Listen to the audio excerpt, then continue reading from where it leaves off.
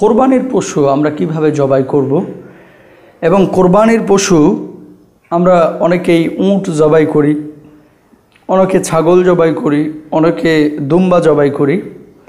তো পশু যাই হোক, প্রত্যেকটা পশুর 4টা রগ, খাদ্যনালী, কণ্ঠনালী, তারপরে দুই পাশের দুটো আরও রগ রয়েছে। কিন্তু আমাদের দেশে কোরবানির যে সিস্টেমটা অনেকাংশেই একটা ভুল সিস্টেম আমরা ফলো করি। যেমন দেখা যায় যখন আমরা গরুটাকে বাঁশ দিয়ে চেপে অথবা এমনভাবে শোয়াচ্ছি যে গরুটা শোয়ানোর আগেই ক্ষতবিক্ষত হয়ে যায়। অনেক সময় এমনও হয়ে যায় যে কখনো কখনো গরুর পা ভেঙে গেছে, আমরা টেরও পাই না, অথবা বুকের হাড্ডি ভেঙে গেছে, আমরা টেরও পাই না। আবার যখন পশুটাকে আমরা জবাই করছি, জবাইয়ের পরে ছুরি দিয়ে আলাদাভাবে তাকে খোঁচানো হয় জান না বের হতে, সম্পূর্ণরূপে একটা হারাম প্রক্রিয়া। অথচ আল্লাহ রসুল সাল্লাল্লাহু আলাইহি ওয়াসাল্লাম বলছেন, তোমরা যখন পশু ক্রয় করবে, ক্রয় করার পরে যখন জবাই করবে কোরবানির নামাজের পরে, তখন এমনভাবে জবাই করবে যাতে করে পশুটার কষ্ট না হয়। ছুরিটাকে ভালো করে ধার দিয়ে নিয়ে শান দিয়ে তারপরে জবাই করতে আল্লাহ রসুল বলেছেন।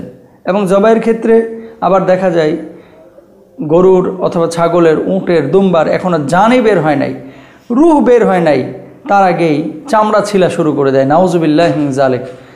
আপনি কি ভেবে দেখেছেন যে এই কোরবানি একটা আমাল, একটা ইবাদত? আপনি একটা পশুকে এভাবে মর্মান্তিক ভাবে হত্যা করবেন, আল্লাহ সুবহানাহু ওয়া তাআলা আপনার কোরবানি কবুল করবেন? নিশ্চয়ই না। যেভাবে আল্লাহ রসুল বলেছেন, যে তরিকা অনুযায়ী আল্লাহ রসুল বলেছেন, সেভাবেই আপনাকে করতে হবে। আপনি পশুকে বেশি কষ্ট দিতে পারবেন না। বেশি কষ্ট অর্থ এই না যে আপনি, অনেকে বলবেন যে জবাই তো করা হয়, তো জবাই করলে তো কষ্ট পাবেই। সেটা তো আল্লাহ রসুল নিজেও করেছেন, সেভাবে বলেছেন। কিন্তু এই পশু কতটুকু কষ্ট পাচ্ছে না পাচ্ছে এটা আল্লাহ সুবহানাহু ওয়া তাআলাই ভালো জানেন। কারণ কোরবানির জন্য যে পশুগুলোকে নির্ধারণ করা হয়, জবাইয়ের সঙ্গে সঙ্গে বা এই কোরবানির পশুটা যখন বুঝতে পারে, তার রূহ যখন বুঝতে পারে আল্লাহর নামে আমাকে উৎসর্গ করা হচ্ছে, সে পশুগুলো খুশি হয়ে যায়। সে পশুগুলো আল্লাহ সুবহানাহু ওয়া তাআলার বিশেষ নির্বাচিত পশু। সুতরাং পশুকে যখন জবাই করবেন অবশ্যই খেয়াল রাখতে হবে, তার সাথে মর্মান্তিক কোনো আচরণ করা যাবে না। আসসালামু আলাইকুম ওয়া রাহমাতুল্লাহি ওয়া বারাকাতুহু। সম্মানিত দর্শক, আমরা আজকে জানব কোরবানি সংক্রান্ত কিছু মাসআলা। প্রথমত আমরা জানব যে কোরবানি দেওয়ার জন্য পশুর বয়স কেমন হওয়া দরকার, কোন বয়সের পশু কোরবান দেওয়া যাবে আর কোন বয়সের পশু কোরবানি দেওয়া যাবে না। দুম্বা, ছাগল, ভেড়া এই পশুগুলোর ক্ষেত্রে পশুর বয়স 1 বছর হতে হবে। 1 বছরের কম হলে এই জাতীয় পশুগুলো দিয়ে কোরবানি দেওয়া যাবে না। তবে হ্যাঁ, এক্ষেত্রে একটি ব্যতিক্রম মাসআলা, সেটা হলো দুম্বার ক্ষেত্রে। দুম্বার বয়স যদি 6 মাসের অধিক হয় আর দেখতে যদি 1 বছরের মতো মোটা তাজা মনে হয়, তবে এমন পশু দিয়ে কোরবানি দেওয়া যাবে। তবে সেটা ভেড়ার ক্ষেত্রে আর ছাগলের ক্ষেত্রে প্রযোজ্য নয়। ছাগল, ভেড়া দেখতে যদি মোটা তাজা 1 বছরের মতো মনে হয়, এমন পশু দিয়ে কোরবানি দেওয়া যাবে না। তারপরে হলো ওটের ক্ষেত্রে কমপক্ষে 5 বছর হতে হবে, গরুর ক্ষেত্রে, মহিষের ক্ষেত্রে 2 বছর হতে হবে। এই বয়স থেকে কোনোভাবেই কম হলে এই পশুগুলো, উক্ত পশুগুলো দ্বারা কোরবানি আদায় হবে না। এরপরে হলো কোনো পশু যদি অন্ধ হয়, একেবারেই চোখে দেখে না, 2টা চোখ অন্ধ অথবা 1টা চোখ অন্ধ অথবা 1টা চোখের 3 ভাগের 1 ভাগের বেশি অন্ধ, এরকম যদি হয় তাহলে এমন পশু দিয়ে কোরবানি আদায় করা যাবে না। কোনো পশু যদি এমন হয় যে তার কান কাটা অথবা লেজ কাটা 3 ভাগের 1 অথবা তার চেয়ে বেশি, এমন যদি হয় তাহলে এমন পশু দিয়ে কোরবানি আদায় করা যাবে না।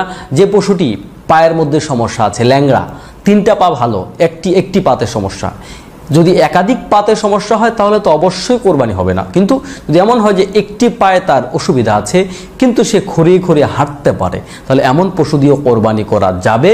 তবে এমন যদি হয় যে একটি পা খোড়া, শুধু তাই না এই পায়ে ভর দিতেই পারে না, এমন যদি হয় তাহলে এমন পশু দিয়ে কোরবানি দেওয়া যাবে না। যে পশুর একটি দাঁতও নেই, এমন বুড়ো হয়ে গেছে যে একটি দাঁতও নেই, এমন পশু দিয়ে কোরবানি দেওয়া যাবে না। কোনো পশু যদি খাসি করানো হয়, অনেকে জানতে চায় এমন পশু দিয়ে কোরবানি দেওয়া যাবে কিনা। হ্যাঁ, অবশ্যই কোরবানি দেওয়া যাবে। খাসি করানো পশু দিয়ে কোরবানি দিতে কোনো অসুবিধা নেই।